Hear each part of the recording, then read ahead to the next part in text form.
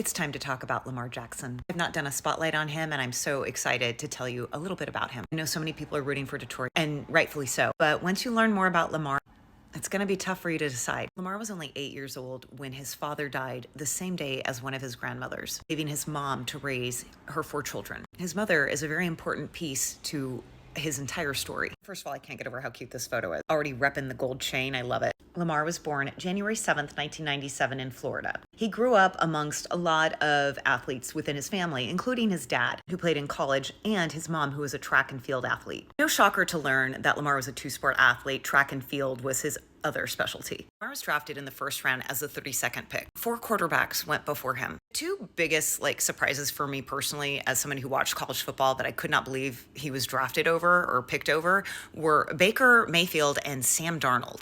Really? We can make our own speculations as to why that is. There are certain stereotypes about black quarterbacks that the media and the world still have. The scouts thought he had a lot of athletic ability, not good enough to be a quarterback. So there were talks at the combine that he become a wide receiver. Let's go ahead and look at some of the teams that passed on Lamar Jackson. The Niners, the Lions, Atlanta, Tampa Bay, the Jets, and the Commanders. In total, 9 said, no, and we'll pass on Lamar. Lamar said in a podcast it was the Chargers who thought that he might be better off as a wide receiver. When Lamar was speaking to the scout, he was like, what? And he thought he was actually trying to be funny. Even though he was prone to throwing more interceptions than you usually see, he was also a really big threat as a runner. He was projected to go early in the first round. But as draft day got near, he was learning more and more teams were considering him as a wide receiver, a running back versus a quarterback. Let's fast forward to 2019. Lamar Jackson receives the MVP award. He basically set himself apart from all the other people that were drafted before him, all of the quarterbacks in the 2018 class. At this time, people like Josh Allen are signing mega contracts, extensions. Lamar and the Ravens had not really figured out a contract to settle on. It should be noted that Lamar was acting as his own agent. I don't claim to be an expert on football, but I do listen to a lot of talk radio and a lot of sports radio. And I remember there was so much talk around him being his own agent and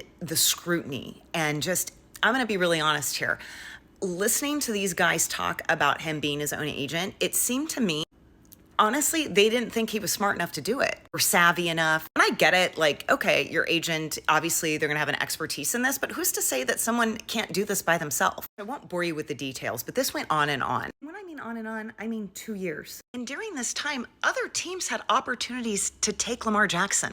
And again, when I was listening to the sports radio, I was like, why wouldn't I don't get why other teams are not coming to the table and offering him something. He was literally MVP. But Lamar was patient, and it paid off. But the person who doesn't get enough credit for being part of this negotiation, or at least being part of this process, was his mother. Please meet Felicia Jones, Lamar Jackson's mom and agent. Lamar said when they were negotiating, him and his mom would piggyback off each other in order to get the deal across the finish line. He said, she's a huge influence on me. He said, watching her raise 4 children and then also working at the same time, not wanting me to get a job and making sure that football was my focus. He said she could take care of everything. That work ethic made an impression on Lamar. He said, if she could do that, I could do anything. He said she raised 4 kids without asking for a handout, not reaching out to people. She never missed a bill payment. She never complained. She woke up early. She came home late at night. And he said, almost like a superhero. So when you're watching the playoffs this weekend, remember how much Lamar Jackson had to go through to get to where he is today.